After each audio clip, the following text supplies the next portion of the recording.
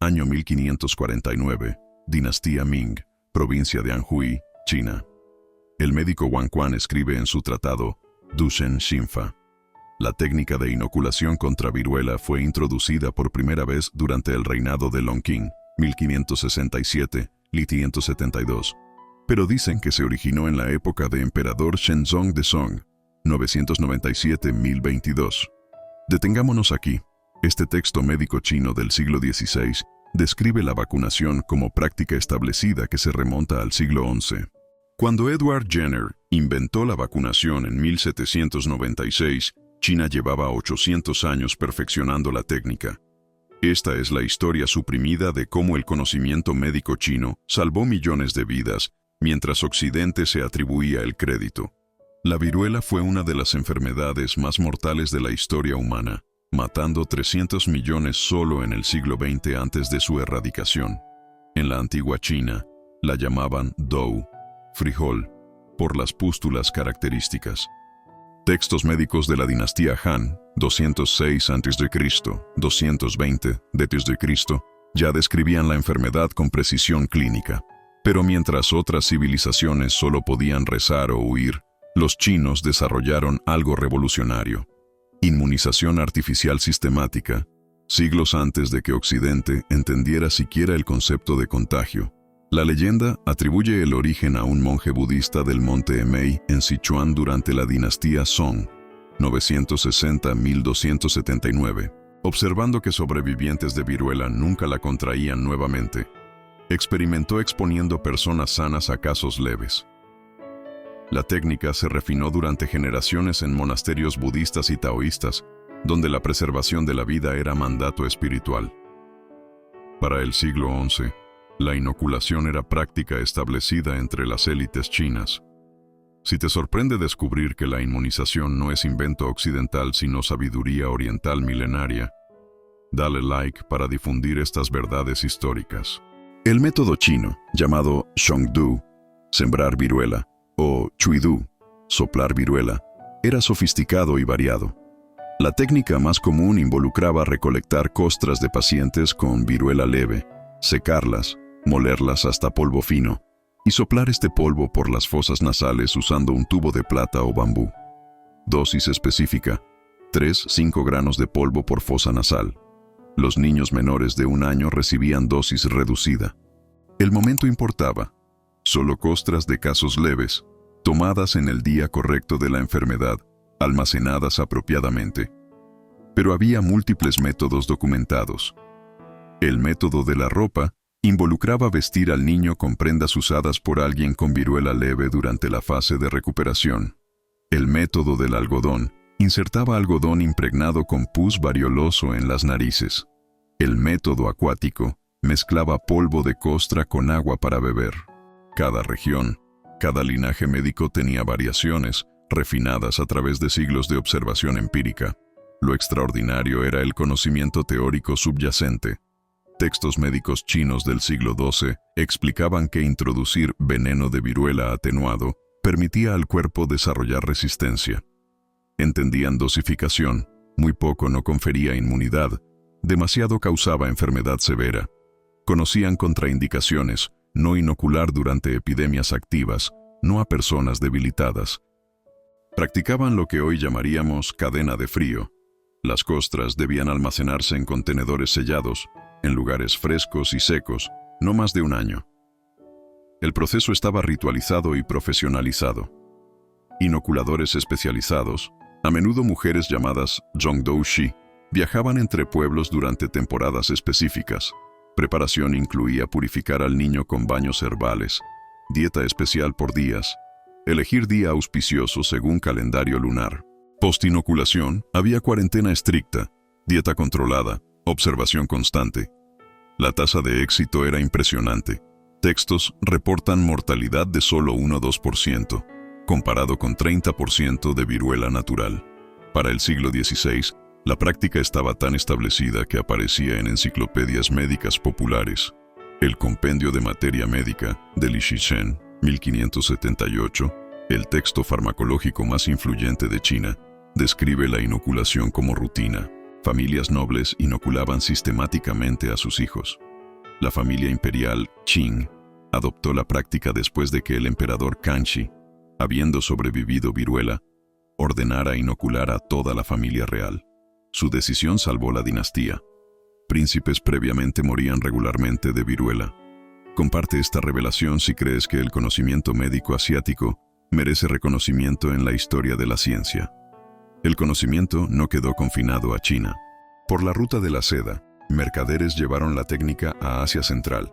Textos médicos persas del siglo XIII mencionan el método chino de prevención de viruela. Los otomanos lo adoptaron, llamándolo ashi. Circasianos lo usaban para proteger la belleza de sus hijas destinadas a harenes. Para el siglo XVII, la inoculación era común desde Beijing hasta Estambul, salvando innumerables vidas mientras Europa seguía indefensa. La introducción a Europa es historia de apropiación cultural clásica. Lady Mary Wortley Montagu, esposa del embajador británico en Turquía, observó la práctica en 1716. Escribió maravillada sobre mujeres turcas que tienen la costumbre de inocular viruela. Inoculó a sus propios hijos y promovió la práctica en Inglaterra, pero presentó la técnica como descubrimiento turco, sin mencionar sus orígenes chinos milenarios. Europa, ansiosa por beneficiarse pero renuente a admitir superioridad asiática, abrazó esta narrativa. La resistencia europea inicial fue feroz. Médicos denunciaban la inoculación como práctica pagana. Clérigos la llamaban interferencia con la voluntad divina. Panfletos advertían sobre veneno oriental, corrompiendo sangre cristiana. Pero los resultados eran innegables. Familias reales europeas, viendo tasas de supervivencia, comenzaron a inocular a sus hijos. Voltaire escribió admirado sobre la sabiduría china de dar viruela para prevenirla. Gradualmente, la práctica se extendió. Edward Jenner entra en escena en 1796. Su innovación fue real pero incremental: usar viruela vacuna, cowpox, en lugar de viruela humana atenuada. Más seguro sí, pero el principio fundamental, exposición controlada para crear inmunidad, había sido establecido por China 800 años antes. Jenner conocía la variolación.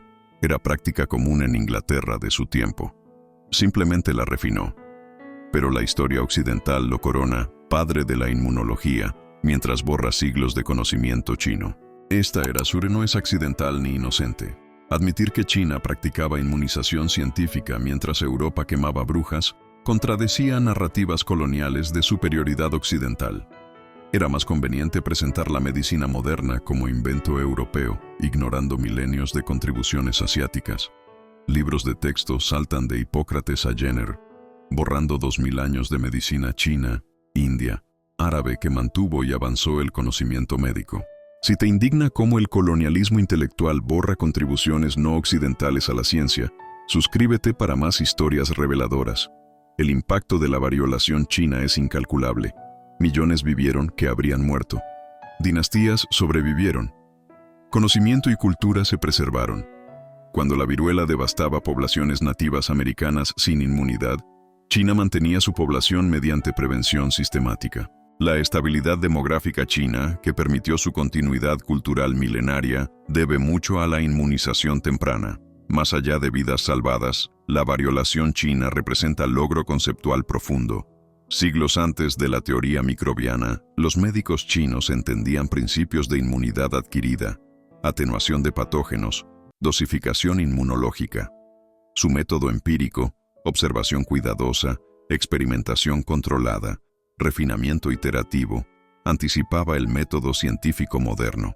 No tenían microscopios, pero tenían algo más valioso: siglos de observación sistemática. La sofisticación del conocimiento chino se evidencia en sus textos.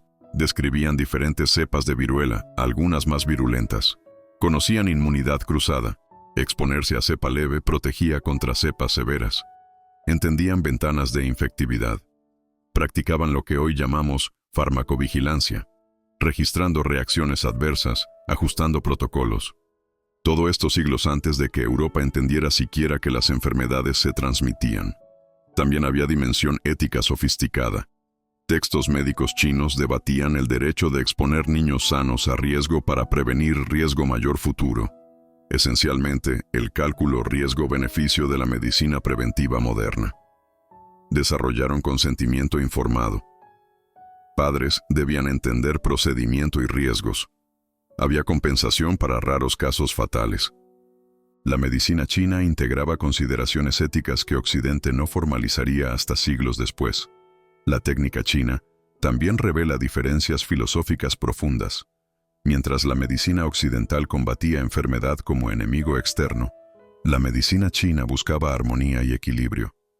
La variolación no era conquistar viruela, sino domesticarla, transformar patógeno salvaje en aliado controlado.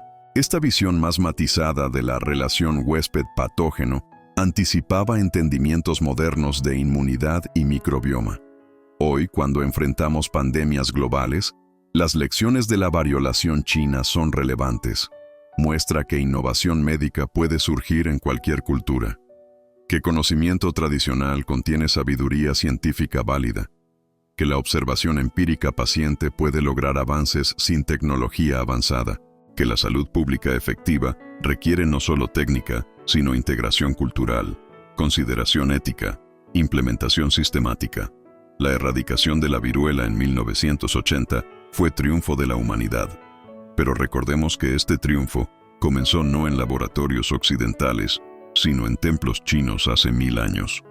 Cada niño vacunado hoy es heredero de monjes budistas que soplaban polvo por narices infantiles en la China Song. La inmunización moderna, con toda su sofisticación molecular, descansa sobre fundamento establecido por médicos chinos cuyos nombres la historia no registró. La próxima vez que tú o tus hijos reciban una vacuna, recuerda que ese pinchazo conecta con tradición milenaria. Recuerda a los inoculadores chinos que arriesgaban sus vidas viajando entre pueblos infectados para proteger niños. Recuerda que el conocimiento médico es herencia común de la humanidad, no propiedad de una cultura. Y recuerda que las narrativas que nos cuentan sobre los orígenes de la ciencia moderna son a menudo más sobre poder que sobre verdad. China salvó al mundo de la viruela. Es hora de que el mundo lo reconozca.